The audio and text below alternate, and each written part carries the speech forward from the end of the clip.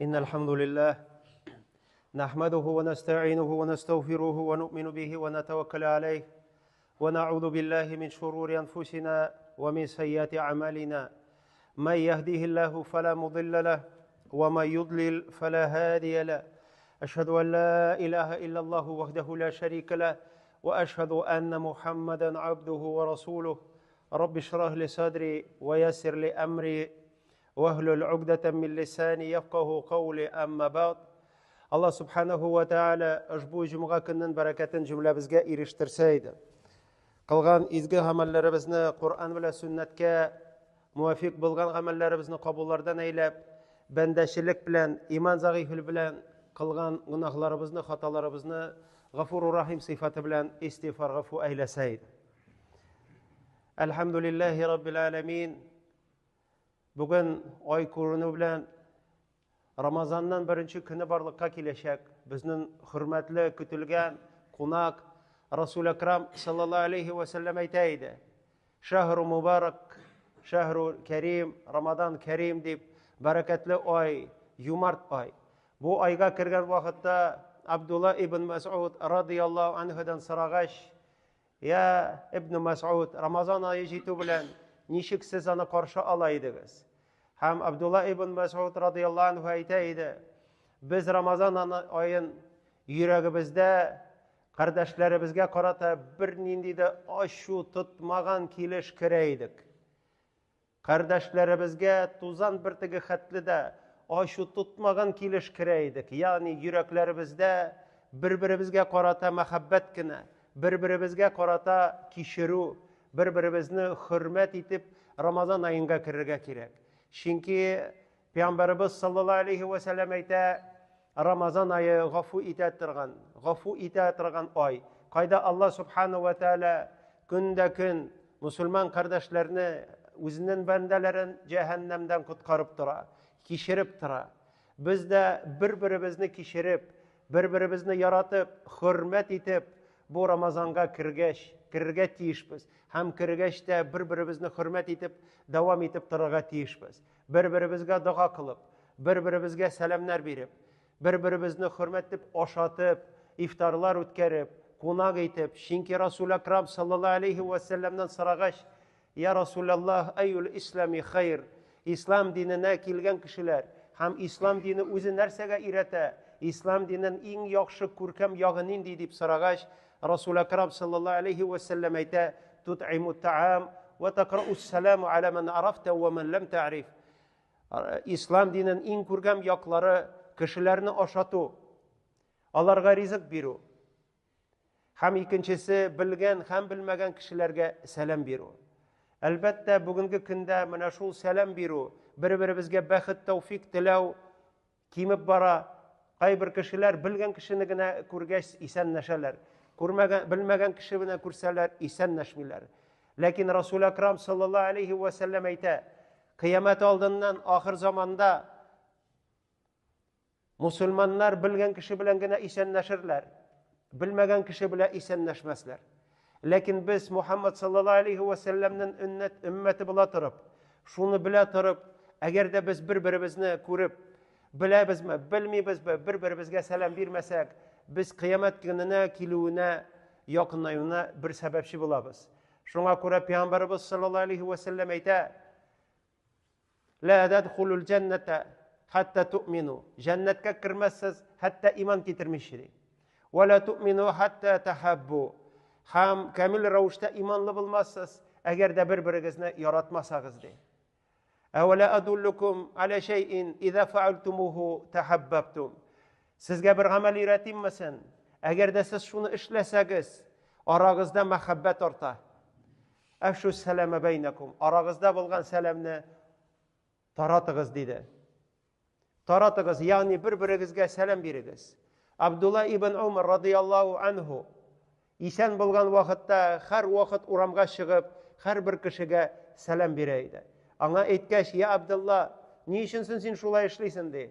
Чөнки Пәйгамбәрбез саллаллаһу алейхи ва сәлләм әйтә, тaqra'u сәлам, ислам динен иң күркәм ягы, taqra'u сәлам, һәрбер кешегә сәлам бирү, аля ман арафта ва ман лам та'риф. Белсәң дә, белмәсәң дә, һәрбер кешегә сәлам бирү. Хаҗ вакытында кайбер кешеләр хаҗга, умрага барган вакытта дөньядан төрле почмаклардан кешеләр киләләр. Һәм шуларны күрү белән һәрбер кешене күргән сайын, ассаламу алейкум ва рахматуллаһи ва баракатуһ, ассаламу алейкум. Әйткәч, нигә син алай эшлисең? Чөнки Пәйгамбәрбез саллаллаһу алейхи ва сәлләм шулай эшләгән, белгән һәм белмәгән кешегә сәлам биргән. Һәм сәлам бирү ул гади генә сүз түгел, җәмәгать. Сәлам бирдем дә, привет, пока гына дигән сүз түгел. Ассаламу алейкум дигән сүз ул Аллаһның бер исемнәреннән берсе. Ассалам, иминлек һәм тынычлык бирү. Пәйгамбәрбез саллаллаһу алейхи ва сәлләм әйтә, кыямәт көнендә җәннәт әһелләрен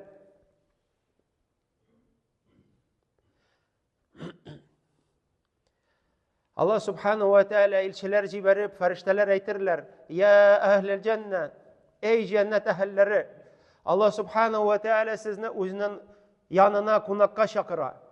Һәм бөтен әһл җәннә, җәннәт әһелләре кемдер нурлы урынга, кемдер төрле зиннәтләрдән булган, төрле утыргычларга утырырлар. Һәм берсе белән сөйләшеп утырырлар. Һәм шул көтмәгән җирдән барлыкка пәйда килә якты нур. Һәм шул вакытта бөтен кешеләр шул нурга карарлар. Һәм Аллаһ субханаһу ва тааля алар каршында үзенең булган бөтен пәрдәләрен алдырып, һәм Аллаһ Тәаләне җәннәт әһелләре күрерләр. Һәм Аллаһ Тәалә аларга карап әйтер, я әһлел җәннә, ассаламу алейкум. Һәм алар әйтерләр, Аллаһумма әнтәс сәлам ва минкәс сәлам, тәбаракта я зәл җалали вал икрам. Аллаһ субханаһу ва тааля Пәйгамбәрбез әйтә, аларга ассаламу алейкум дигәч, алар әйтерләр, Раббым Аллаһ, сәлам бит син. Һәм сәлам синнән генә. Бәрәкәт иясе син. Һәм син иң куәтле, һәм син иң юмартлы затларның берсе. Менә шулай җәмәгать, сәламның мәгънәсе бик киң. Сәламның эчтәлеге бик тирән. Шуңа күрә ассаламу алейкум дигән вакытта Пәйгамбәрбез саллаллаһу алейхи ва сәлләм әйтте, ассаламу алейкум ва рахматуллаһи ва баракатух. Мусульманнан башка бер кемгә дә бирелми. Христианнарга да, яһүдләргә дә, мушрикләргә дә, бер кемгә дә bu İslamның сәлемі, һәм bu сәлем фақат мусульманнарга гына бирелә. Аллаһка ышанган, Muhammed sallallahu aleyhi ve sellem'nin İslam dinini kabul edip Müslümanca yaşayan, İslam dini bilen şugullangan kişiye gına selam biriler.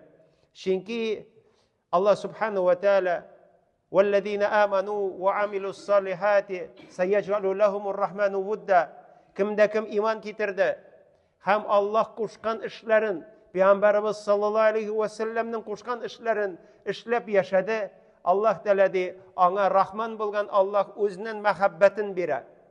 Allah'ın mehabbeti ol bir kıybattır cemaat. Allah'ın mehabbetin kazanı bir ağır. Lakin tırışırga bula her vakit. Allah subhanahu ve teala Adem balasına tuzan bir tigi xatli de izgi amel kılsa, Allah subhanahu ve teala anı yarata. Allah subhanahu ve teala ondan razı bula. Hem eğer de bu Adem balası nindidir bir tuzan bir tigi xatli hatta şunday kişkine amel kılgan bolsa, ol öz ihtiyarı bile anı kılmadı.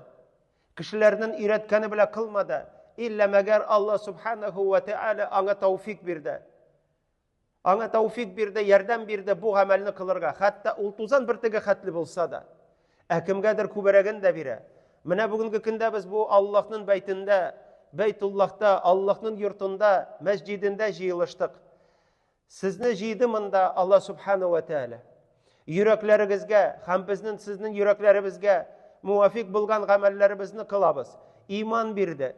Hem şul iman Allah'a indi bizni. İza nudiya lis-salati min yawmil cum'a faz'u ila zikrillahi ve zarul bay'. Zalikum hayrun lekum in kuntum ta'lamun. Cuma namazına şakırını, azanını işitseniz, nindidir bir kişi gelip sizni ündese cuma namazına, savda işlerinizni, bütünün işlerinizni kaldırınız. Kaygırmağız, bütünüsünde kaldırınız de. Taşlağız de. Hem Allah'ını zikir aluğa, iske aluğa, gıybedet kılığa aşkınız, jügürünüz de.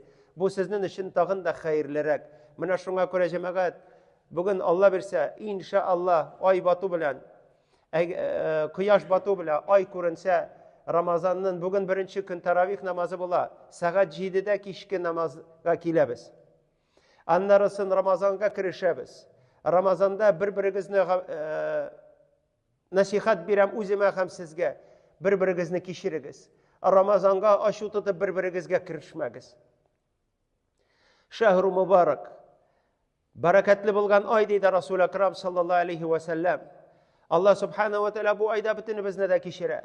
Lakin kişiru şu vakitte kazanırga bula. Men la yughfar. Kim kişire almayken ona da kişirmezdi Allah subhanahu ve teala. Peygamber sallallahu aleyhi ve sellem'in aytgan sözleri. Birbirimizni kişirip, birbirimizni yaratıp, birbirimizni hürmet etip, birbirimizge selam verip, bilgen ha bilmegen kişilerge Allah Rabbimizge tevfikini versin. Yerdemin salsın. Çünkü bilmegen kişi bile isenleşu bir gavur. Sovyet zamanında biz belege şakta İran üskende, uğramda isenleşmesen, seni edepsiz kişi deyip sanıyorlarıydı. Her bir kişi bilen isen misiniz, здравствуйте deyip, isen misiniz, здравствуйте deyip utup giteleriydi. Bugünkü günde Peygamberimiz sallallahu aleyhi ve sellem aytgan sözü hak buldu. İsen bilmegen kişi bile isenleşsen, biz sizni bile elle tanışma deyip sırav verirler. İlik ol yok idi. İlik ol yok idi çünkü ol bütün adım sayın var idi. Bugünkü günde İslam dininde de şul bulsa, Sovyet zamanında şekilde birbirimizni uğramda bilgen hem bilmegen kişi bile isenleşip yaşasak, inşallah ol da biz tanışma yok mu deyip sırav varlıkka kilmeyecek. Özünden bitecek ol. Rabbim Allah bizge Ramazan ayına kirge sağ selamet etip nasip etsin. Birbirimizni hürmet etip yaratıp, birbirimizni kişirip, birbirimizge dua kılıp yaşarga Rabbim Allah Ramazan ayırga erişirge nasip eylesin. Amin.